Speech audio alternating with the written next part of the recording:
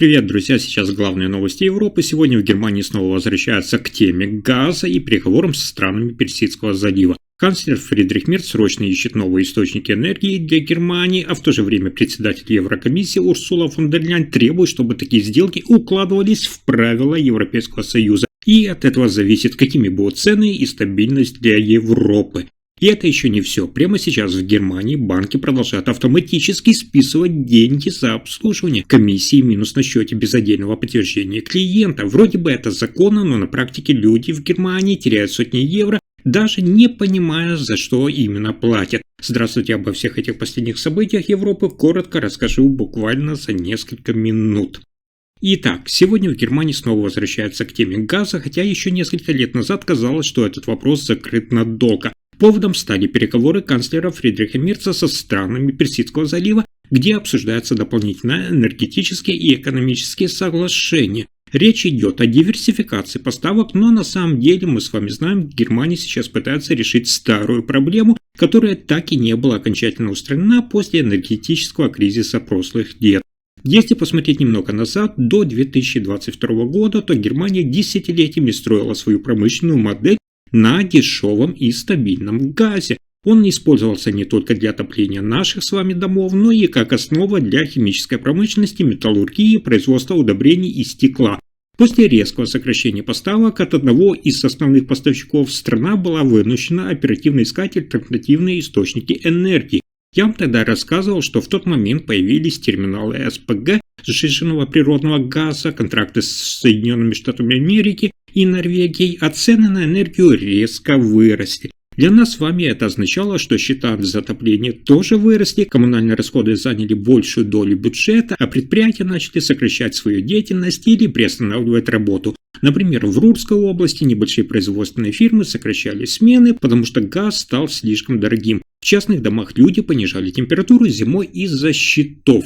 И вот, прошло все-таки время, острая фаза ситуации отошла на второй план, но сама проблема все-таки осталась. Германия по-прежнему нуждается в больших объемах газа, особенно в переходный период, пока возобновляемые источники не могут полностью заменить традиционную энергетику. Поэтому сегодня Фридрих Мерц делает ставку на новое партнерство с государствами Персидского залива. С точки зрения логики правительства это выглядит прагматично, вы уже знаете, что эти страны располагают огромными запасами газа, деньгами и интересом к инвестициям в саму Европу. Речь идет как о поставках топлива, так и о вложениях в инфраструктуру, промышленность и технологии. Таким образом, для Германии это способ снизить ценовые риски и получить более предсказуемые условия на годы вперед. Но если посмотреть на ситуацию глазами обычных людей, то есть нас с вами, все выглядит менее абстрактно. Приведу вам пример из жизни. Семья с детьми в северном районе Вестфалии, живущая в доме с газовым отоплением, за последние годы так и не вернулась к прежнему уровню расходов. Даже после стабилизации рынка счета остаются выше, чем до кризиса. Поэтому сегодня любые разговоры о новых долгосрочных контрактах воспринимаются прежде всего как надежда на более стабильные и понятные цены. А вот для бизнеса эта тема еще, конечно же, чувствительнее. Владельцы средних предприятий помнят, как в 2022-2023 годах газовые контракты пересматривались, и тогда прогнозировать расходы стало почти невозможно. Однако у этой стратегии Мерца есть и другая сторона. Сотрудничество с государствами Персидского залива давно вызывает дискуссии внутри Европейского Союза. Урсула фон дер Ляйен, как глава Европейской комиссии, постоянно подчеркивает, что энергетическая безопасность Европы должна сочетаться с климатической политикой и ценностями Евросоюза. Это означает, что любые крупные сделки рассматриваются не только с экономической, но и с политической точки зрения. А я вам напомню, что исторически Германия уже сталкивалась с подобной дилеммой. Долгие годы экономическая выгода становилась выше стратегических рисков, и это привело к высокой зависимости от одного поставщика. Теперь же Мерц пытается показать, что новые соглашения будут более сбалансированными и не приведут к повторению старых ошибок. Если это все сейчас обобщить, то речь идет не просто о газе. Это вопрос о том, как Германия видит свое экономическое будущее в ближайшие 10-20 лет. Сейчас делать ставку на быстрый отказ от ископаемого топлива пока не получается, а значит, в переходный период нужно чем-то заполнять. Поэтому именно сейчас возникают переговоры с новыми партнерами. Для нас с вами, обычных жителей страны, это означает, что решения, которые принимались на уровне канцлера и Еврокомиссии, напрямую отражаются на наших счетах за отопление, на стабильности рабочих мест и на ценах на товары. Таким образом, переговоры Фридриха Мерца со странами Персидского залива и позиция Урсулы фон дер Ляйен нам показывают, что сегодня Германия находится в поиске нового энергетического баланса, потому что старые модели больше не работают, а новые еще только формируются. И от этого, кстати, зависит бытовая стабильность миллионов людей, то есть нас с вами. Следующая новость, одна из самых важных. В Германии многие платежи списываются с банковских счетов без повторной подписи клиента, и это формально соответствует действующим правилам. Причина не в мошенничестве или ошибке банка, а такое списание происходит потому, что человек когда-то один раз согласился с правилами, и дальше система действует автоматически. И именно поэтому такие списания часто воспринимаются как незаметные расходы, хотя формально все происходит по действующим нормам. Типичная ситуация на сегодня выглядит так. Человек открыл банковский счет, скажем, в 2015 году. Тогда условия были одни, потом банк менял неоднократно тарифы, присылал длинные письма с новыми документами, PDF-файлы и обновленные правила обслуживания.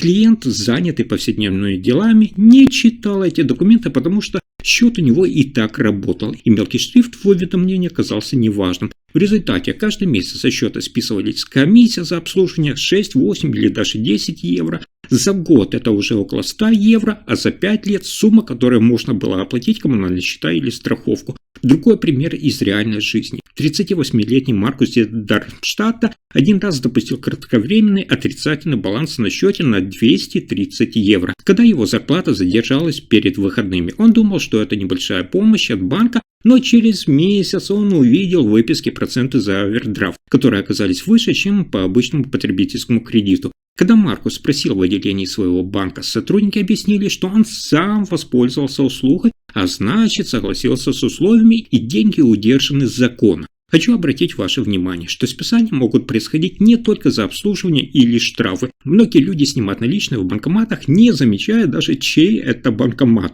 Например, 52-летняя Анна из Мюнхена регулярно снимала деньги возле дома, где был расположен удобный для нее банкомат.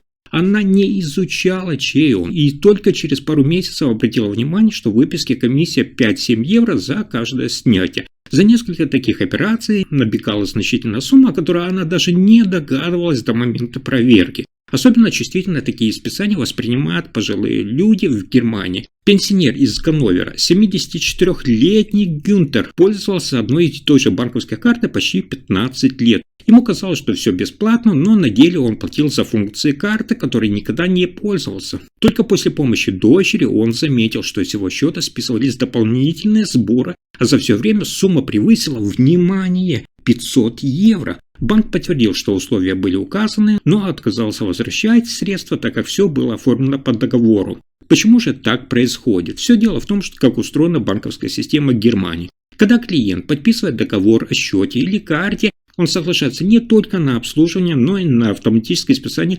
дополнительных услуг, если они активируются. Это могут быть страховки, защита покупок, доступ к мобильному банкингу или дополнительные опции, о которых человек забывает. Если клиент не отменяет услугу вовремя, списания продолжаются годами. Аналитика показывает, что проблема не в отдельных операциях, а в системе ответственности. В Германии основная часть контроля лежит именно на клиенте. То есть, кто не читает договоры, не проверяет выписки и не сравнивает тарифы, тот платит больше. И таких людей много. По оценкам исследователей, сегодня значительная часть клиентов банков не полностью понимает условия автоматических списаний. История вопроса уходит еще в конец 1990-х годов, когда банки начали активно внедрять электронные услуги и пакеты опций. Тогда появилось понятие «услуги по умолчанию». То есть клиент получает целый набор функций, часть из которых стоит все-таки денег, но активируется автоматически. Это позволило банкам упростить обслуживание, но создало ситуацию, когда многие платежи списываются без повторной подписи или явного подтверждения. Поэтому юридически такие списания считаются законными, даже если человек потом говорит, что никогда не читал и не хотел их. В своих недавних выступлениях в Бундестаге Фридрих Мерц подчеркивал необходимость защиты прав потребителей и более строгого контроля над финансовыми услугами, особенно для пенсионеров и малоимущих. А Урсула фон дер Ляйен в Брюсселе даже продвигала новые инициативы по усилению прозрачности банковских договоров в рамках всего Евросоюза, чтобы люди четче понимали, за что и когда списываются средства. На этом пока все. Спасибо за просмотр.